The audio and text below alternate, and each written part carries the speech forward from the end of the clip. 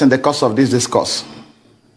First of all, there was a clear collaboration between the Kenyan government and Nigerian government. I'm happy now that they are denying the fact that Nnamdi Kanu was arrested in their place and also handed over to Nigerian government. But I can assure you that by the time we finish with them at the international court, they will not remain the same. What's important at this stage, and I've already made known to the world, is that he was arrested at the airport on the 19th day of June 2021. And he was taken to an unknown residence. That is a fact. He wasn't taken to a custody, and they recognized the official custody of the police over there. He was taken to an unknown residence where he was subjected to inhuman treatment. Nnamdi Kanu was tortured, maltreated, and beaten, mercilessly beaten. So these are facts within our knowledge, confirmed by him to us. So after spending 8 days in their custody, illegal custody, they now beckoned on the Nigerian counterpart to come for him. And by the time they came, Nnamdi Kanu was apparently unconscious at the point they came to pick him. He was unconscious. He was near lifeless at the time they were back taking him to Nigeria. So, and consequently they brought him here. So now, to tell you the level of their conspiracy and the desperation to get him jailed at all costs by enemies. They brought him here on a Sunday, and the federal government is fully aware that I'm the lead counsel to Nnamdi Kanu. And there's a charge against him before the court, which has been subsisting has been going on. Because after invasion of his premises on the 14th of September 2017 by the Nigerian military and soldiers, who killed over 28 persons in his house, and by act of providence he was narrowly escaped, we filed an application before the court for an inquest into what transpired in his house on the 17th of September 2017, for court to inquire as to what happened in his house, what led to his disappearance. And we are still in this process, because that is fundamental. This is a person that has expressed to the world that he is ready to come for his trial on October 14th, 2017.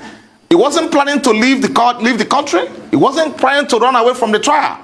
He was ready to come for the trial on October 14th. The matter was stated for commencement of trial. Then on September 17th, his house was invaded. So to tell you that the government was not ready at the time to prosecute him, because they have no evidence to establish even the charge preferred against him to even date. So they went after his life. Now it's compelling on the part of the court to inquire what happened to this person I granted bail, what led to his disappearance. Then surprisingly, on the 28th of March 2019, when the matter came up for sureties to show cause why they will not be committed for contempt, why they were unable to produce Nnamdi Kanu.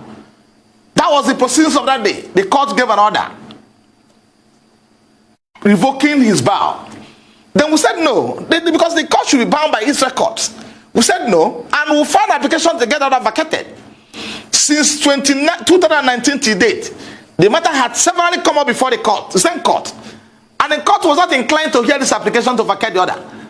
And the worst is that the federal government has not filed any response to this application before the court. They have not filed a response in counter to application to get that order vacated. They were not interested. What they are interested is to how to get in Nnamdi Kanu at all means available to them. So now he was brought into this country on Sunday after being detained, maltreated, subjected to all forms of inhuman treatment, and inflicted with severe injuries on account of handcuff that lasted on his hands for over 4 hours till before he was brought to court. And you can see him on handcuff in court on that day. Those injuries are still there, and a number of medical issues he's having today on account of what was the kind of treatment that was meted out to him. So they took him to court on a Tuesday. Labaran, Chaibu Labaran, who is the counsel that was in court on that day representing federal government, is fully aware that Badesifai Ejiofor is the lead counsel in this matter. And I've been in court with him in all cases affecting Nnamdi Kanu and IPOB.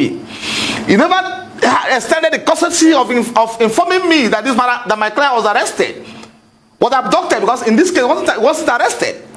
So but when we get to that bridge, we'll cross it. He was abducted and kidnapped from Kenya and brought into this country. So now he didn't feel it confident, didn't see it confident or didn't appropriate to inform me that my client was arrested and been brought to court on Tuesday. So that shows there's a collaboration between the government in question, as we stand today, and the people who were appearing before them. Because if at all there was any element of iota of transparency in what they're doing, is compelling on the part of the AG, not the lawyer representing the Federation, to inform me that they are coming to court on Tuesday, so I can come to court and see my client. I don't know what happened, and this is quite from him what happened. So on Tuesday, took him to court, and the court asked them, "Where is Barrister Jofo? Is he not in court? Was he not informed?" They said no. They arrested him and brought him to Abuja on Sunday, and he's called today. So now there's an underlying fact that my client will not get fair trial in that court. That's settled. The issue of fair trial has been taken away by this collaboration. But we keep on watching. We are going to see them in court.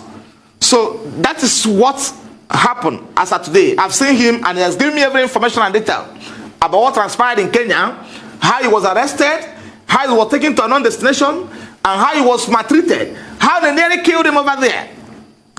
And it's obviously from what he told me that it was at the behest of the federal government that they were doing those things. So until when they beckon on them to come, these are against an obvious infraction to all international laws and treaties. So, but at that level, we're addressing it. We're going to address an international court at that level. So let me concern myself what's happening in the country.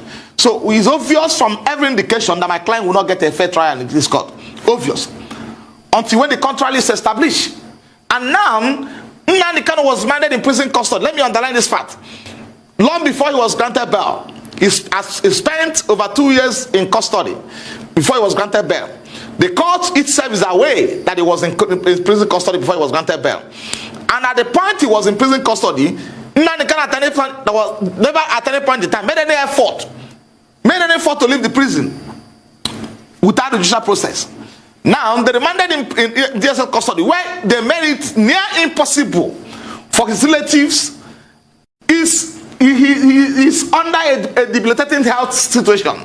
He has a medical condition that needs to be addressed as quick as possible, because it's only a living that can face trial. So this I can stop at this time. You will recall that on the day he was taken to court, that was last week Tuesday, Nnamdi Kanu was allowed to address the court because I was not in court. I was not in court. So that enough shows you that's the problem.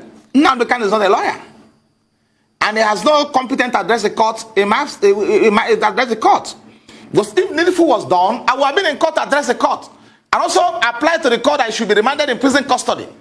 So that is a clear violation of his constitutional right to a fair trial. So because I was not in court, he was allowed to address the court. So that shows you that there is more to it than meet the eyes. Because Labaran has my number. The office of AG has my number. They have simply put on a call across to me that they've abducted, whatever they call it, they classified it as my client somewhere in Kenya and brought him to here. And I take him to court on Tuesday to continue trial. Then I'll be in court on Tuesday. And also convince the court on the reason why he should be sent to prison, to correctional center. But in this case, the court allow him, which is abnormal, which is unethical, allow him to address the court. Why should court be asking him why he run away when I'm not there? We have an application before the court which contains his affidavit on oath, deposed before a commissioner for oath in Israel, stating the facts of what transpired in his house on September 14, 2017. How he nearly escaped death. How he was ready to come to court on 14th of October 2017 to face trial. Then this are before the court, and court never entertained it. Court never entertained it. These are record black and white before the court. Court has never entertained this application before the court. So I will be craving the court or at any adjournment for the court to hear it, because it's fundamental to his fair trial, to the right. The court should hear and understand what transpired in his house. That's very fundamental. Then the court is now allowed to address the court on these facts, which are already before the court. So that's area that's why I'm entertaining fear that he will be granted a fair trial in this court. So now, coming to what happened in court, the matter has now been adjourned to 6th of October, to 6th of July. Let it be clear to everybody. You never jump bail. Because if the federal government was serious about prosecuting Nnamdi Kanu, if they are serious about prosecuting him, they will allow him to come to court on September 14th, 2017, October 14th, 2017, to face his trial. Are you telling me that soldiers that invaded Nnamdi Kanu province are not from Abuja? Are they acting where they acted under the instruction of someone in Abia State? The answer is no. They came from Abuja. They have the instruction of the federal government to go to his house. So and they are fully aware that Nnamdi Kanu was scheduled to be in court on October 14th. And in one of his broadcasts prior to the invasion of his premises, he told the world that he's coming to court to over 1 million members of IPOB. He informed the court all the world. So when they allow him, if I have any case against him, to come to the court on October 14th, probably at the end of the proceedings, they will arrest him. So he never jumped bail.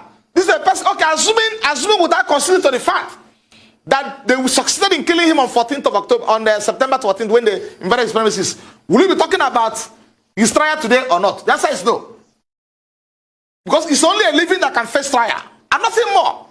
If he was abducted, they succeeded in abducting him on that day they invaded his premises and killed over 28 persons, civilians or armed civilians, then we shouldn't be talking about what they're saying today.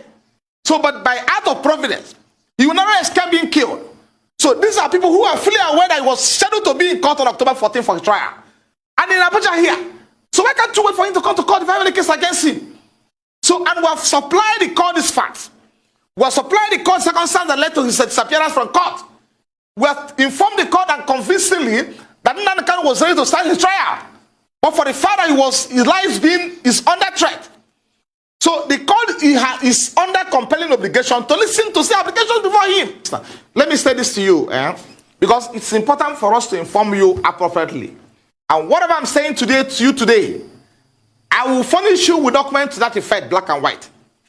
Before the date slated for his trial, the federal government, acting through the Attorney General of Federation, filed an application to vacate his bail, to vacate his bail, right? On the premise that he has violated his bail condition. This application was filed in black and white and served on me. And I responded to that application because it's a matter for court to decide. We cannot at this stage, at that point in time, or probably during that period, determine when Nnamdi Kanu violates his bail condition or not. And also, I want you to appreciate the fact that I had also filed an application to vary their bail condition before they file their own. So this is a pending application before the court. The court to hear my application to vary his bail condition, hear the one filed by the federal government that he has violated the bail condition, and also hear the one I filed in reply to what the federal government filed, stating that Nnamdi Kanu never violated his bail condition. So they're supposed to hear those applications. The court is under a duty to hear that application and make decisions